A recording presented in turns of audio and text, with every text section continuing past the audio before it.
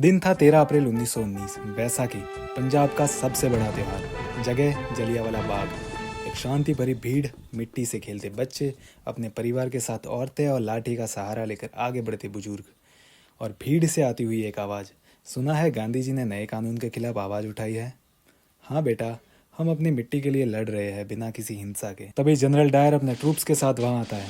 उस भीड़ को कोई आइडिया नहीं था कि उनके साथ अभी क्या होने वाला है, क्योंकि वो एक पीसफुल गैदरिंग थी बिना किसी हथियारों के। और डायर उन पर गोलियां चलाने का ऑर्डर देता है।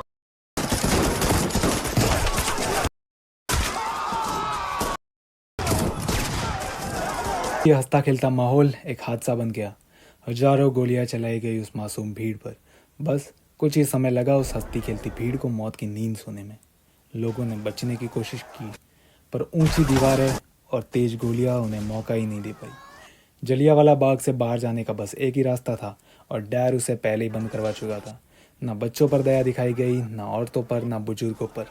हर एक निर्दोष को चीखने पर मजबूर कर दिया गया। ब्रिटिश समझे कि यह कहानी इधर ही खत्म हो गई, पर एक आदमी था जो इस कहानी को अभी खत्म नहीं होने देने वाला था।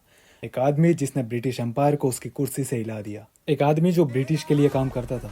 ये ना तलवार चलाता था ना बंदूक, पर इसके पास इन सबसे बड़ी ताकत थी, सच।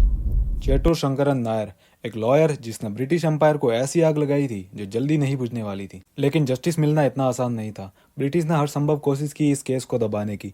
उनको धमकियां दी गई, उनकी रेपुटेशन खराब करने की कोशिश की गई, लेकिन उनका एक ही मकसद था, सच को सामने लाना। द मॉर्निंग पोस्ट, एक ब्रिटिश कंजर्वेटिव न्यूज़पेपर जिसने डायर को हीरो घोषित कर दिया, और फंड्स रेज किए गए उसको सपोर्ट दिखाने के लिए। ये सुनते ही चेतुर शंकरन नायर ने अपने वॉइसरॉयज एग्जीक्यूटिव काउंसिल के पद से इस्तीफा दे दिया और एक जंग छेड़ दी ब्रिटिश एम्पायर के साथ, जो कि लड़ी जाने वाली थी सच के दम पर। लेकिन जस्टिस मिलना इतना आसान नहीं था। ब्रिटिश ने हर संभव कोशिश की इस केस को दबाने की, उनकी आवाज रोकने की और उनके करियर को खत्म करने की। 1922 में नायर ने एक किताब लिखी, गांधी एंड अनार्की। उस किताब में उन्होंने माइकल और डायर को डायरेक्टली रिस्पॉन्सिबल ठहराया जलियांवाला बाग मैसेकर के लिए, और ये किताब एक हथियार बन गई ब्रिटिश एम्पायर के खिलाफ। इसकी वजह से नायर पर डेफेमेशन केस डाला गया।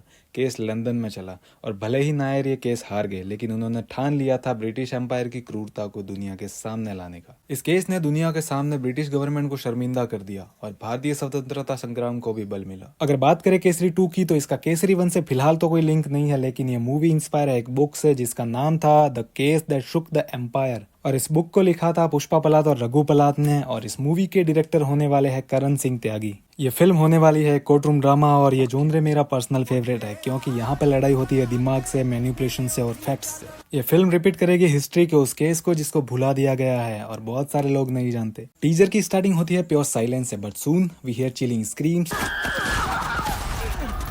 गन फायर और अफरा तफरी की आवाज है। ये साउंड हमें 1919 के जलियांवाला बाग मैसेकर की याद दिलाते हैं। ये सिर्फ एक साउंड इफेक्ट नहीं है, this is a director's way of making us feel the fear और brutality of that dark day. बिना किसी विजुअल्स के सिर्फ ऑडियो से इम्पैक्ट क्रिएट करना, that cinematic master stroke. It immediately grabs the audience attention और हमें इमोशनली कनेक्ट कर देता है। इस सीन के लिए इतनी तारीफ इनफ होनी चाहिए, क्योंकि यूट्यूब पर लोग पागल हो चुके हैं, खासकर वो मोटी, कि ये क्या बना दिया, सिर्फ साउंड इफेक्ट से सीन क्रिएट कर दिया। टीजर का सबसे इंटेंस मोमेंट आता है जब अक्षय कुमार एंट्री करते हैं as C Sankaran Nair. He is not holding a sword, not fighting a battle, but he is a fighting a war in the court room. British जज उन्हें इंसल्ट करता और कहता है कि Don't forget you're still a slave of the British Empire. But Akshay Kumar का savage reply, he looks straight into his eyes and says, love you.